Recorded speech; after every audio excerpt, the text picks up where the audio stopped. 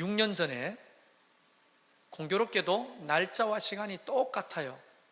어제 19일이죠. 그때 개척 멤버 12명과 저희 가족, 그리고 개척 멤버들의 부모님들 몇 분을 모시고 한 30명 정도 되신 것 같아요. 잠실 4단지 레이크 팰리스 상가 4층에서 개척 예배를 드렸습니다. 그때가 토요일 날이었는데 창립 예배입니다. 그때 설교해 주신 분이 누구냐면 지금 장신대 교수이신 배요한 교수님이, 목사님이 오셔서 말씀을 전해 주셨는데요, 아직도 생생하게 기억나는데, 우리 교회를 축복하시면서 우리 교회는 지금은 심겨진 묘목이지만 나중에는 굉장히 큰 거목이 될 것이다, 이렇게 말씀해 주셨어요.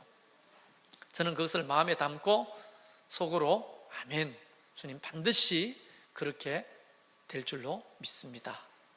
이러고는 첫 번째 주일 예배를 드린 게 6년 전 오늘 20일 이 시간입니다. 그때도 여전히 몇 분 안 되는 분들과 예배를 함께 드리면서 또 메시지를 전했는데, 그 메시지는 하나님께서 신속하게 우리 교회를 부흥하게 하시고 위대하게 사용할 거라고 하는 어떤 비전의 메시지를 전했습니다. 6년이 지난 지금 저는 조금 다른 생각을 가지게 됐습니다. 큰 거목으로 자라는 교회, 정말 멋지죠, 누가 봐도. 그러나 여러분, 거목이 병들어 있다면 이야기는 다른 것입니다. 아무리 큰 나무라도 이게 병이 들어있다면 거기에 달려있는 열매 또한 싱싱하지 않을 뿐더러 함께 병들어 있게 되는 거죠. 그래서 6년이 지난 지금 오늘 여러분과 저에게 주는 메시지는 거목이 되기 이전에 건강한 나무로 자라기를 원한다는 겁니다. 이것이 6년을 맞이하는 최성열 목사의 어떤 새로운 목회 철학이라고 해야 될까요?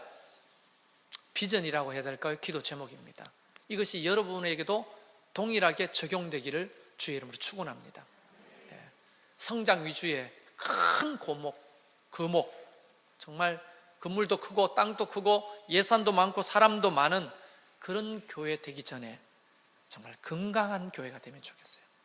한 분 한 분이 하나님의 말씀 위에 건강한 신앙과 건강한 가치관을 가지고 건강한 삶을 살아갔으면 좋겠습니다. 그러기 위해서 제일 중요한 게 뭐냐? 목사예요. 목사가 병들면 여러분도 병듭니다. 왜냐하면 병든 목사의 입에서 나오는 메시지는 결코 건강할 수가 없기 때문입니다. 그래서 여러분은 여러분 자신을 위해, 저를 위해 기도해 주셔야 됩니다. 하나님, 우리 목사님의 그 신학이, 목회 철학이, 또 가치관이 병들지 않도록 건강하도록 지켜주십시오. 여기 앉아있는 사람보다 배나 많은 사람들이 오고 10배나 많은 사람들이 와서 교회를 크게 세우고 정말 많은 예산을 굴리게 될 때, 혹 제가 설교할 때 이렇게 서가지고 이러면서 거드름을 피우지 않기를 기도해 주십시오. 그리고 마치 제왕적 리더십을 가지고 자기의 소유물처럼 성도들을 부리지 않도록 여러분 기도해 주십시오. 우리에게 허락한 재물을 정말 지혜롭게 하나님이 기뻐하시도록 흘려보내는 목회자가 되도록 기도해 주십시오. 그리고 제가 이 강단에서 말씀을 선포할 때마다 하나님의 말씀이 정말 원래 예수님이 전하시려고 했던 그 말씀에 100% 맞지는 않겠지만 그래도 가장 가까운 말씀을 전하도록 여러분 기도해 주십시오. 그렇게 세워지면 여러분에게 건강한 하나님의 은혜가 흘러가게 되고, 여러분이 신앙이 건강해지면 우리 교회도 건강하게 성장하게 될 줄로 믿습니다. 속도보다 방향이 중요합니다.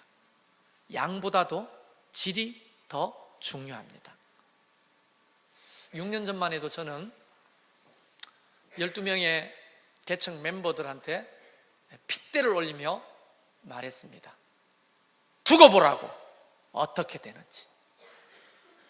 5년 만에 교회를 세울 거라고.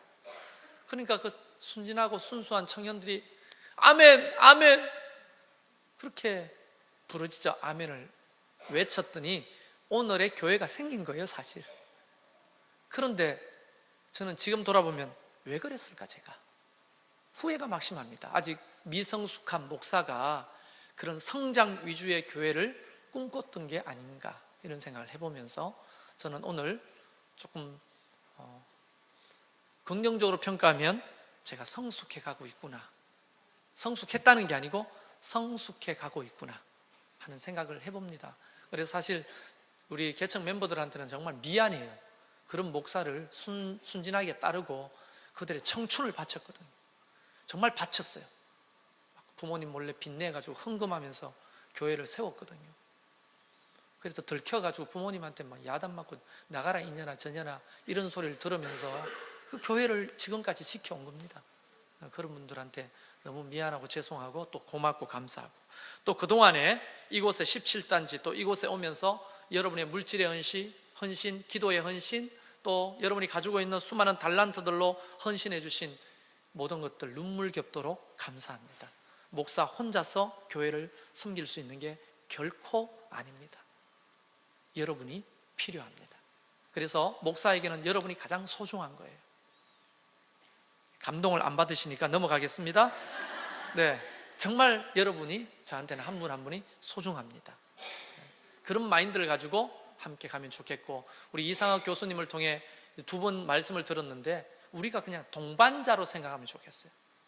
목사는 저 높은 곳에 있고 성도들은 저 아래에 있는 것이 아니라 똑같은 자리에 서서 동반자로 함께 이 멋진 건강한 교회를 세워가는 거예요. 할렐루야. 이것이 6년을 맞이하는 우리 모두에게 주시는 하나님의 메시지라고 저는 믿고 싶습니다. 그런데 제가 기도 제목 부탁드린 걸 다 가졌는데 육신이 병들어 설교하다가 자빠져 죽으면 그것도 안 되잖아요. 그래서 제가 병들지 않도록 여러분 기도해 주시기를 바라겠습니다. 자, 이렇게 우리는 6주년을 맞이했고 또 부활주일을 맞이했는데 이 부활주일날 우리에게 또 주시는 메시지를 잠깐 나누려고 합니다. 예수님이 십자가에 못 박히는 그 순간에 요한이라는 제자 외에는 그 어떤 제자도 그곳에 남아있지 않았습니다. 극심한 두려움을 느끼고 그들은 다 뿔뿔이 흩어졌고, 몇몇 제자들은 깊숙한 다락방에 숨어서 대문도 잠그고 현관문도 잠그고 어쩌면 방문도 걸어 잠그고 있었습니다. 오늘 본문에 문을 닫았더니 라고 하는 말이 걸어 잠궜다는 의미거든요. 그들이 그곳에 모여서 무슨 얘기를 했을까요? 여러분, 팽목항에 있는 그 실종자 가족들을 기다리는 그 부모들이 무슨 얘기를 하고 있을까요? 무슨 얘기를 할 수 있을까? 아무 얘기도 할 수 없는 거죠. 그저 긴 한숨 소리만 한 20초에 한 번씩 들릴 뿐입니다. 그리고 눈물이 흐를 뿐이죠. 그들이 가지고 있었던 감정은 뭐냐면 어쩌면 두려움도 있었겠지만 실패감, 좌절, 그리고 정죄감에 사로잡혀 있었을 것이 뻔합니다. 여러분, 왜 좌절감이 들었습니까?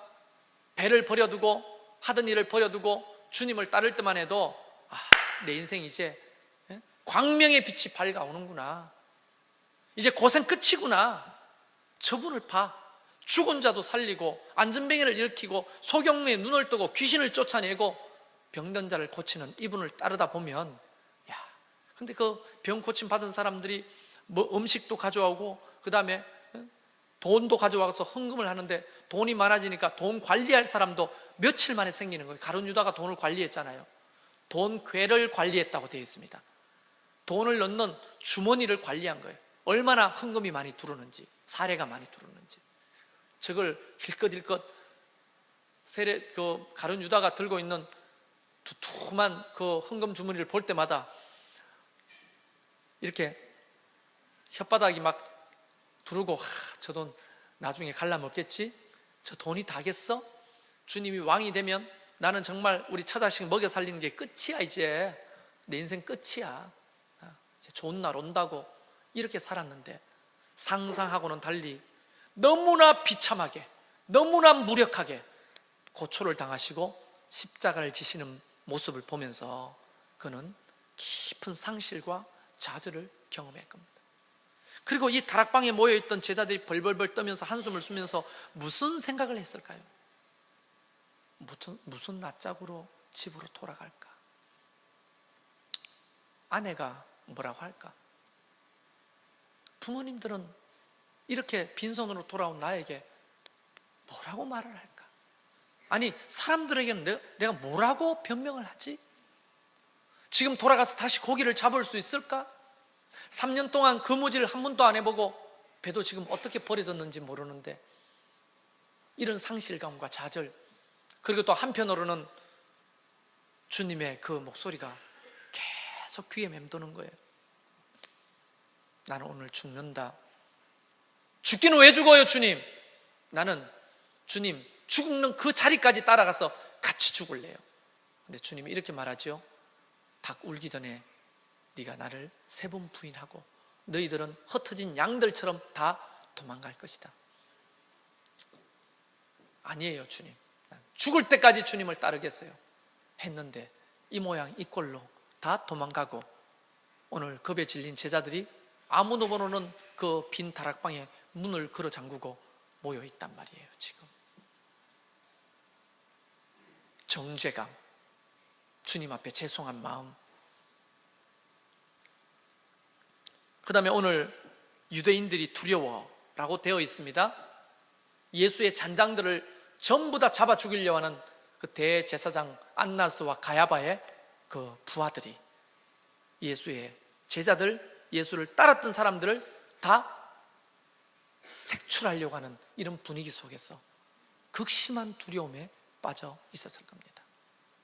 그러니까 이 제자들은 지금 그 모여서 빈 다락방에서 문을 꼭꼭 걸어 잠그고 한숨만 내쉬면서 두려움과 상실감과 그런 좌절감과 괴로움 속에서 시간을 보내고 있는 겁니다.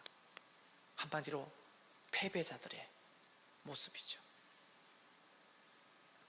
그때 갑자기 문을 따지도 않고 열지도 않았는데 부활하신 주님이 그들 가운데 오셨습니다. 누가복음 24장 37절에 저희가 놀라고 무서워하며 그 보는 것을 영어로 생각하는지라, 이렇게 되어 있어요. 그걸 다른 말로 말하면 귀신인 줄 알고 무서워했다. 부활하신 주님이 갑자기 그 다락방에 나타나시니까 귀신인 줄 알고 무서워했다는 겁니다.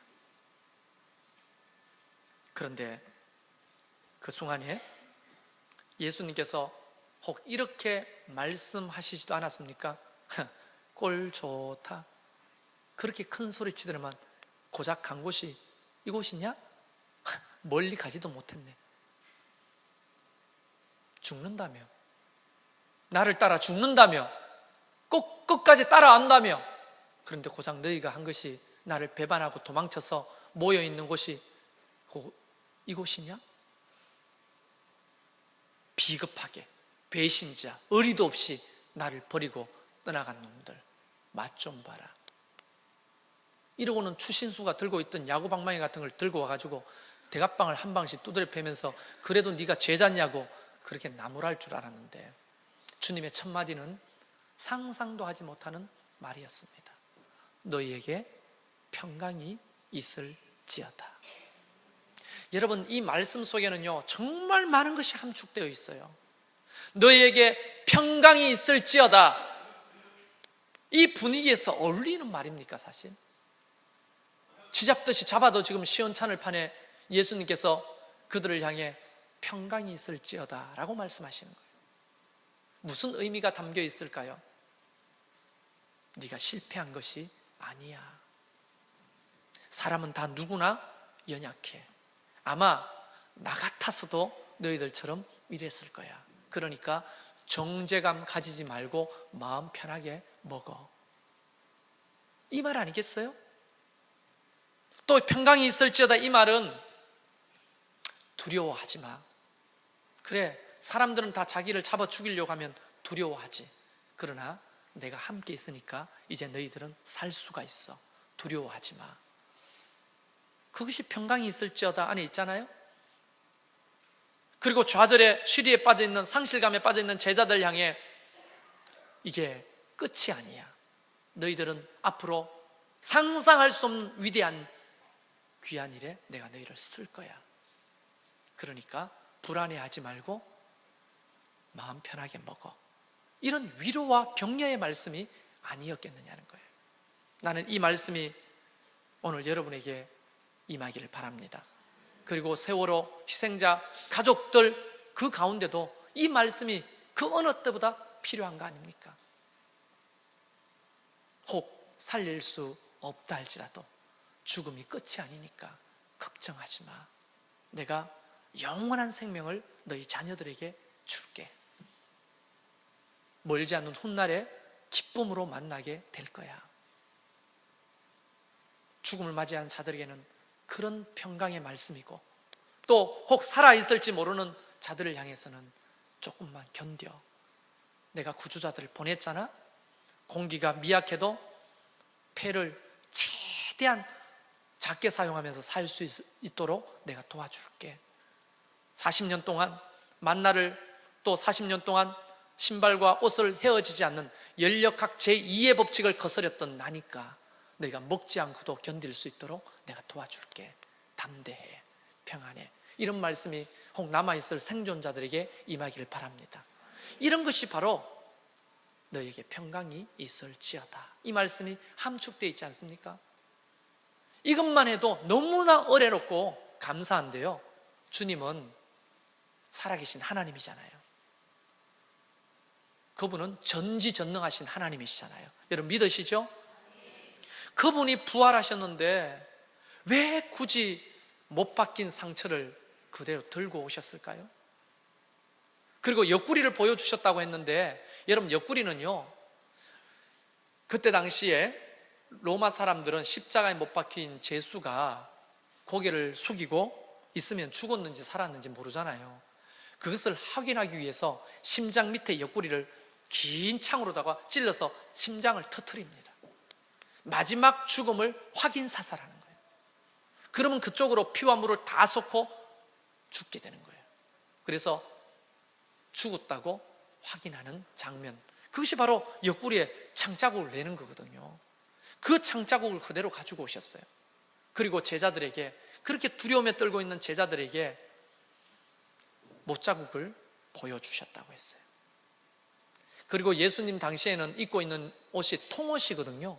원피스처럼 위에부터 아래까지 붙어있는 옷. 그런데 옆구리에 창자국을 보여주려면 예수님이 어떻게 했다는 겁니까? 지금 제가 입고 있는 이런 스타일이에요. 그럼 제자들에게 이렇게 해서 옆구리를 보여주셨다는 거죠.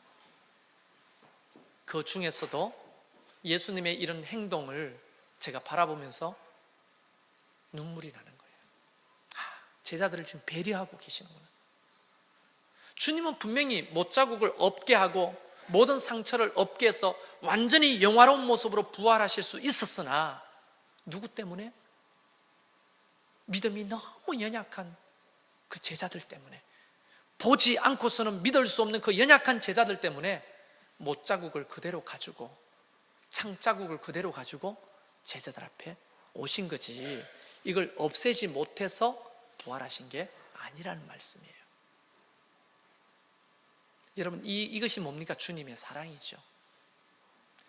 두들기 패도 시원찮을 판에 그렇게 온전하지 못한 모습으로 일부러 제자들을 향해 부활하셔서 제자들에게 보여주시면서, 봐라, 내가 귀신이 아니고 못 박아 너희들을 위해서 십자가에 못 박아 죽은 예수다, 너희 스승이다, 내가 이렇게 살아왔잖니. 우리가 읽지는 않지만 뒤에 그 자리에 없었던 도마가 그 얘기를 듣고 8일 만에 고향에서 돌아옵니다. 그래서 제자들과 함께 모여있는데 예수님이 다시 나타나셔서 첫 마디가 너에게 평강이 있을지어다. 그리고는 도마에게 손을 내밉니다. 손가락을 한번 넣어봐라. 벌벌벌 떨리는 손가락으로 도마는 예수님의 못자국에 손을 갖다 대면서 웁니다. 그날도 통옷을 걷어서 옆구리를 보여주면서 나 예수 맞아, 놀라지 마, 난 너희와 함께 할 거야, 죽을 때까지, 이러면서 위로하고 격려해 주시잖아요. 이게 부활은 다른 말로 말하면 우리를 향하신 주님의 사랑입니다. 할렐루야. 그런 사랑의 주님이 부활절을 맞이하는 저와 여러분에게 찾아오시는 거예요. 정죄감 그딴 거 다 버려봐도 됩니다. 여러분이 그동안 실수하고 죄짓고 힘들고 뭐 잃어버리고 또 여러 가지 박탈감, 상실감, 주님은 그런 것들을 가지고 살아가는 저와 여러분을 향해 평안이 있을지어다. 주님 말씀은 말로만이 아닌 거 아시죠? 주님이 선포하시면 죽은 자도 살아났어요. 평강이 있을지어다 라고 말하면 평강이 생길 줄로 믿습니다. 그게 주님의 말씀의 권능입니다. 그리고 손바닥 옆구리에 있는 창자국을 우리에게 보여주시면서 잘 안 믿어지지? 부활이 잘 안 믿어지지? 한번 믿어봐. 손가락을 한번 넣어볼래? 옆구리에 창자국을 한번 볼래? 나는 네가 이 부활을 믿었으면 좋겠고 부활 신앙을 가졌으면 좋겠어. 이렇게 우리에게 정말 사랑과 자비를 가지고 말씀해 주시는 거 아니겠습니까? 우리는 보통 주님의 부활이라고 하면 사망 권세를 이기시고 부활하셨잖아요. 돌이 탁 열리고 촤 이렇게 나타나가지고 다 나를 따르라 뭐 이렇게 사망 권세를 이기신 예수님을 그리는데, 주님은 그 와중에서도 너무나 세밀하고 친절하시고 우리를 공감하시고 수용하시고 용서하시는 그 주님의 그 자비하심이 있는 거예요. 그 눈빛으로, 그 목소리로, 그 사랑으로 오늘 우리를 맞이해 주시는 겁니다. 할렐루야. 얼마나 멋진 분입니까? 이런 주님, 이 주님이 오늘 저와 여러분의 구주십니다. 우리의 삶과 영원토록 동행하실 우리의 하나님이십니다. 여러분이 어떤 순간에도 주님은 그 못자국 난 손을 가지고 여러분을 일으키실 겁니다. 여러분이 말할 수 없는 부끄러움 속에 있어도 너에게 평강이 있기를 바란다 말씀하실 겁니다. 할렐루야. 우리 이 시간 잠깐 기도합시다.